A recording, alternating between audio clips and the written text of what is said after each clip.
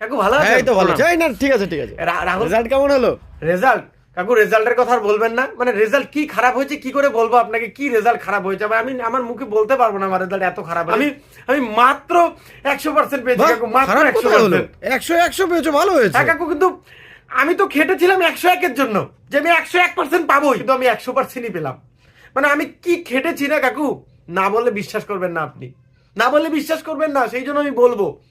আমি সারা দিন দিন রাত এক করে পড়াশোনা করতাম, দিন রাত এক করে, মানে নিজেকে সবসময় পড়াশোনার মধ্যেই ডুবিয়ে রাখতাম সব সময়, মানে 24 ঘন্টার মধ্যে আমি 25 ঘন্টা পড়াশোনা করতাম, জানেন আরে কাকু? দিনই তো 24 ঘন্টায় 25 ঘন্টা কি হ্যাঁ, করে ওই পড়তে? পরের দিনের 1 ঘন্টা যোগ করে নিতাম। যখনই পড়াশোনা করতাম মনোযোগ সহকারে পড়াশোনা করতাম, মনোযোগ সহকারে। কখনো কখনো এরকম পড়তাম না, মন না থাকলেও যোগ থাকতো, সেই যোগেই আমি যোগ করে রেখেছিলাম যে 100 + 1 আরে 101। 101 কি করে পাবে? বাড়ির লোকজন পর্যন্ত ধরেই নিয়েছিল যে বুঝি এবার 105% পাবেই পাবেই 105%। বাড়ির লোকজনকে আমি বুঝিয়েছি, শান্ত হও তোমরা, 100-র মধ্যে এত নাম্বার পাওয়া যায় না। ছোটর থেকে আমার সাথে এরকম হচ্ছে, আমি পরীক্ষা দিলেই 100% পাচ্ছি, পরীক্ষা দিলেই, মানে কখনো কখনো পরীক্ষাই দিচ্ছি না, রেজাল্ট চলে এসছে যে 100% পেয়েছো তুমি।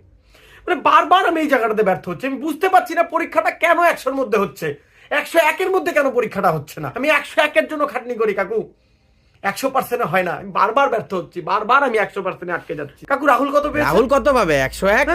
101 পেয়েছে। না না, 101 থেকে 100 বাদ দিলে যেটা হয় সেটাই পেয়েছে। 101-এর থেকে 100 কম। সরি সরি কাকু।